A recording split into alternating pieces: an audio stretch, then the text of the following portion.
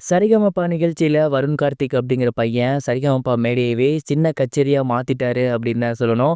அந்த அளவுக்கு உள்ள இருந்த கண்டஸ்டன்ஸும் சரி, ஜட்ஜஸும் சரி எல்லாருமே அவ்வளோ வைபாய் என்ஜாய் பண்ணி பார்த்தாங்க. என்ன நடந்திருக்கு அப்படிங்கிறது தான் இந்த ஒரு வீடியோல நம்ம பார்க்க போறோம். சரிகமபா லிட்டில் சாம்ப்ஸோட மெகா ஆடிஷன் பயங்கர வைரலா போய்க்கிட்டு இருக்கு. ஏகப்பட்ட மாவட்டங்கள்ல இருந்து ஏகப்பட்ட குழந்தைகள் ரொம்பவே சூப்பரா பாடி வந்துட்டு இருக்காங்க. அந்த வகையில சமீபத்தில பொள்ளாச்சியை சேர்ந்த வருண் கார்த்திக் அப்படிங்கிற பையன் பின்னி பட்டைய கிளப்பிட்டு இருக்காரு அப்படின்னு தான் சொல்லணும். ஏன்னா ரோஜா ரோஜா அப்படிங்கிற பாடல் பாடி ஜட்ஜஸை இம்ப்ரெஸ் பண்ணி உள்ள வந்துட்டாரு. சமீபத்தில பார்த்தீங்கன்னா, அவங்க மாமாவோட சேர்ந்து நாதஸ்வரத்தோட சேர்ந்து ஒரு பாடல அவரு அங்க அரங்கேற்றிருந்தாரு. அந்த ஒரு பாடல பார்த்து ஜட்ஜஸ் எல்லாமே வியந்து போயிட்டாங்க அப்படின்னு தான் சொல்லணும். ஏன்னா ஒரு பக்கம் நாதஸ்வர கலைஞர் அவ்வளோ சூப்பரா வாசிக்கிறாரு.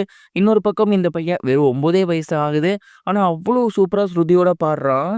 இந்த ஒரு சங்கீத கச்சேரிய பார்த்து கண்டஸ்டன்ஸும் சரி, அங்க இருந்த ஜட்ஜஸும் சரி பயங்கரமா வியந்து போயிட்டாங்க. எல்லா ஜட்ஜஸுமே எழுந்து நின்னு கை தட்டியிருந்தாங்க. வருண் கார்த்திக் அவர்களுக்கு அவ்வளோ ஒரு ஆரவாரம் குடுத்திருந்தாங்க. இந்த மாதிரியான ஒரு கச்சேரியே இதுக்கு முன்னாடி இந்த ஒரு மேடையில நாங்க பார்த்ததே கிடையாது. அந்த அளவுக்கு ரொம்ப சூப்பரா நீங்க வந்து பாடியிருந்தீங்க. இவ்வளோ சின்ன வயசுல இவ்வளோ ஒரு ஞானத்தோட இந்த பாடல நான் கொஞ்சம் கூட எதிர்பார்க்கவே இல்ல. கண்டிப்பா உங்களுக்கு மிகப்பெரிய ஒரு ஃபியூச்சர் இருக்கு அப்படிங்கிற மாரி ஸ்ரீனிவாஸ் அவர்கள் சொல்லியிருந்தாரு. அங்க இருந்த மத்தவங்களுமே சரி, ரொம்ப ரொம்ப சூப்பரா அந்த ஒரு பையன வந்து பிரைஸ் பண்ணியிருந்தாங்க. அண்ட் அங்க இருந்ததுல மூத்த கலைஞராக நெறைய பேர் இருந்தாங்க இல்லையா? அவங்க எல்லாருமே பார்த்தீங்கன்னா, அங்க இருக்கக்கூடிய நாதஸ்வர கலைஞர கௌரவிச்சிருந்தாங்க. ஏன்னா, அவ்வளவு சூப்பரா வந்து அவரு வாசிச்சிருந்தாரு. பாடுறது கூட ஓகே, டம் கட்டி பாடிடலாம். பட் டம் கட்டி நாதஸ்வரம் வாசிக்கிறது அப்படிங்கிறது ரொம்ப ரொம்ப சிரமமான ஒரு விஷயம். அந்த ஒரு விஷயத்த அவரு ரொம்ப அழகா பாடியிருந்தாரு. ஒரு பக்கம் பாடல், ஒரு பக்கம் நாதஸ்வரம் அப்படின்னு அவ்வளவு அருமையான ஒரு இசை கச்சேரி மாதிரியான நிகழ்ச்சி தான் அங்க நடந்திருக்கு. இந்த விஷயங்கள பார்த்துட்டு கண்டிப்பா இந்த சீசன் இன்னும் சூப்பரா இருக்கும் அப்படிங்கிறத நம்மளால யோகிக்க முடியுது. இத பத்தி நீங்க என்ன நினைக்கிறீங்க? மறக்காம கமெண்ட் பாக்ஸ்ல ஷேர் பண்ணுங்க.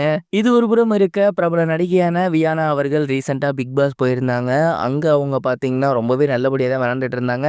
பட் கடந்த வாரம் நடந்த டபுள் எலிமினேஷன்ல அவங்க எவிக்ட் ஆகியிருந்தாங்க. பிக் பாஸ் வீட்ட விட்டு வந்திருந்த வியானா அவங்களோட சோசியல் மீடியா பேஜ்ல அவங்களோட ரசிகர்களுக்கு நன்றி தெரிவிச்சிருந்தாங்க. மேலும் உங்கள டிசப்பாயிண்ட் பண்ணியிருந்தா சாரி அப்படிங்கிற மாரியும் கேட்டிருந்தாங்க. அத தொடர்ந்து வியானாவ பத்தின ஏகப்பட்ட விஷயங்கள் இப்ப வெளியாகிட்டு இருக்கு. அதுல ரொம்ப முக்கியமான விஷயம், வியானா பிக் பாஸ்ல எவ்வளோ சேலரி வாங்கியிருக்காங்க அப்படிங்கிறது தான்.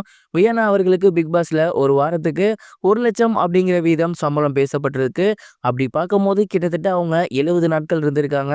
அதாவது 10 வாரம் பிக் பாஸ் வீட்ல அவங்க இருந்திருக்காங்க. ஸோ 10 வாரத்துக்கு ரூ. 10,00,000 வியானா அவர்களுக்கு சம்பளமா கொடுக்கப்பட்டிருக்கு அப்படிங்கிற தகவல் வெளியாகி எல்லாருக்குமே பயங்கர ஷாக்கா போய்க்கிட்டு இருக்கு. உண்மையாலுமே வெளியில பயங்கரமா உழைக்கிறவங்களுக்கு கூட இவ்வளோ சம்பளம் வராது. அங்க டாஸ்க் பண்றவங்களுக்கு இவ்வளோ சம்பளமா? அப்படிங்கிற ஒரு பேச்சும் இருக்கு. எது எப்படியோ இந்த ஒரு விஷயம் இப்போ சோசியல் மீடியால வைரலா போகுது. இத பத்தி நீங்க என்ன நினைக்கிறீங்க? மறக்காம கமெண்ட் பாக்ஸ்ல ஷேர் பண்ணுங்க.